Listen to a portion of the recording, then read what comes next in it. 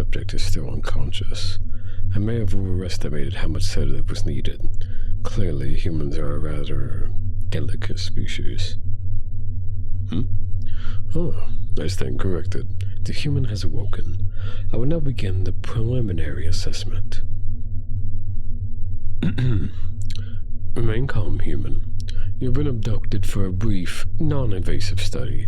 You will be returned to your residence after the study has concluded, with no memories of the experience and no scars, implants, or missing body parts.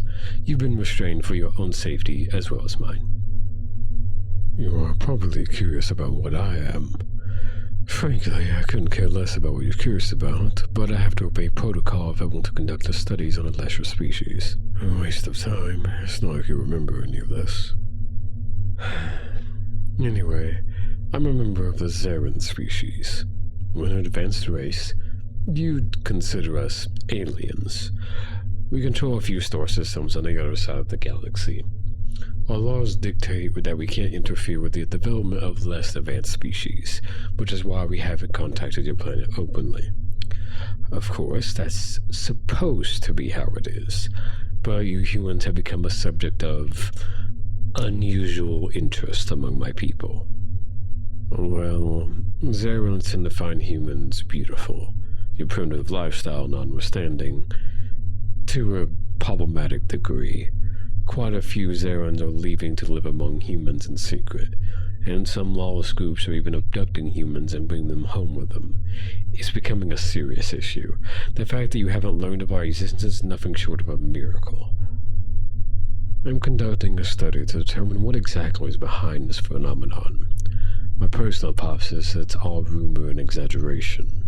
Your kind has been mythologized, and once a Zarin goes through all the effort to reach Earth, which is no easy feat, they lie to themselves and say that you're all just as wonderful as advertised to justify the trip.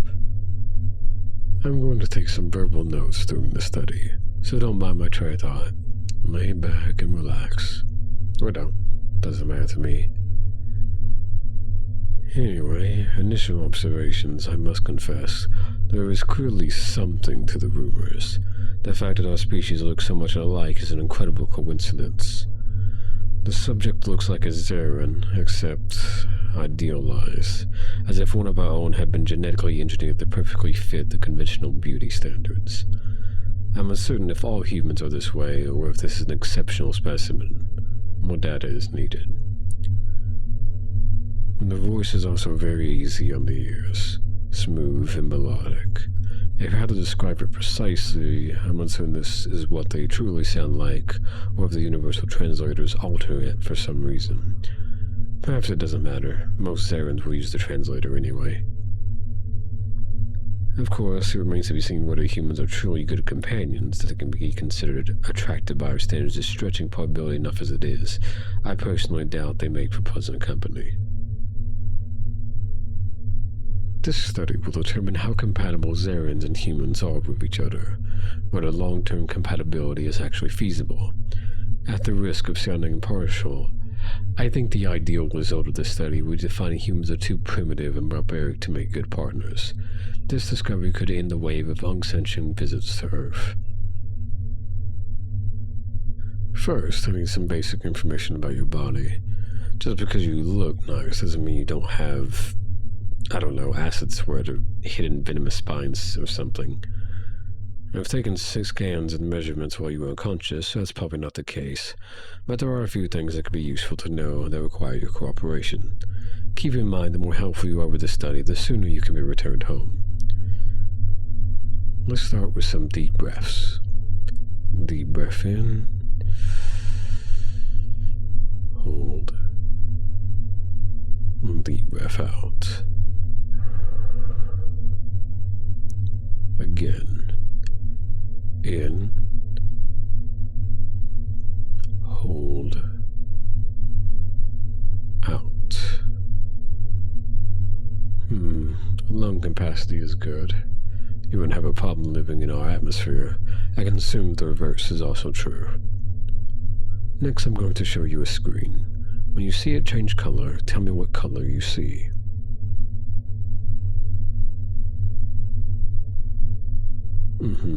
Yellow. Red. Good. Purple. Correct. No, that's just a different shade of purple. What's blue? Interesting. Your eyes were different to ours. And then that could be a concern for Zarans trying to blend in. If any human ever got suspicious, they could seek out anyone who can't see this blue color. However, there are easier ways to identify Zaran if you know what to look for. Unfortunately, this won't be enough to deter the human lovers. Now I'm just going to get a bit closer to... Is that you? The, smell, I mean. It must be. You smell... It's hard to describe. Sweet, I think. It's undeniably pleasant. Frustratingly so. I need to remember to run a scan for potential pheromones compatible with Zaran biology. Perhaps just displaying some of the fanaticism towards you. Maybe I shouldn't inhale so deeply. I feel a little lightheaded. I'm going to go ahead and say that the pheromone theory is likely. It's remarkable that it has an effect on Zarans.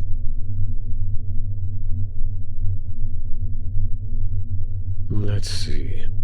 I'm curious about some of your facial features here. Are they as pliable as... Oh. That took me by surprise.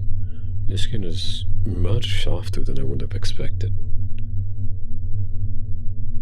I think it might have been a mistake to touch you without gloves, honestly. But now that I already have... Remarkable. It's so pliable and stretchy. Very unexpected. I would have expected a primitive race to have rough, dry skin. It's pleasant to the touch. Alright, pardon me while I make some more notes.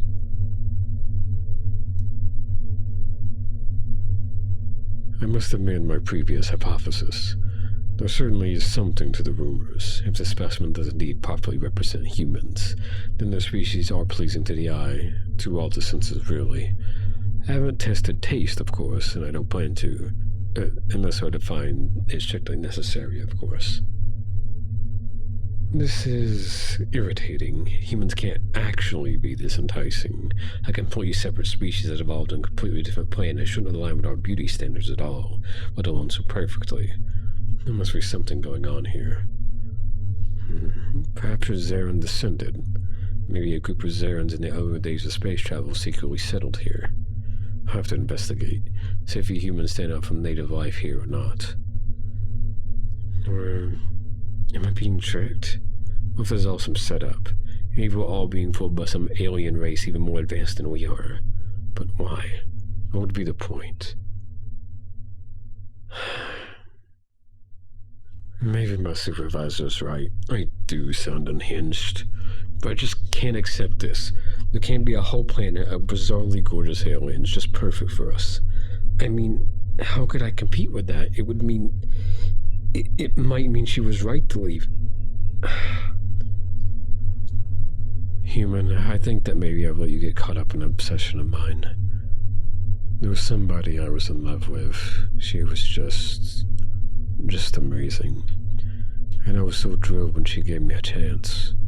But the relationship, it ended up being a lot of work for both of us. When she heard the rumors about humans, well, she left.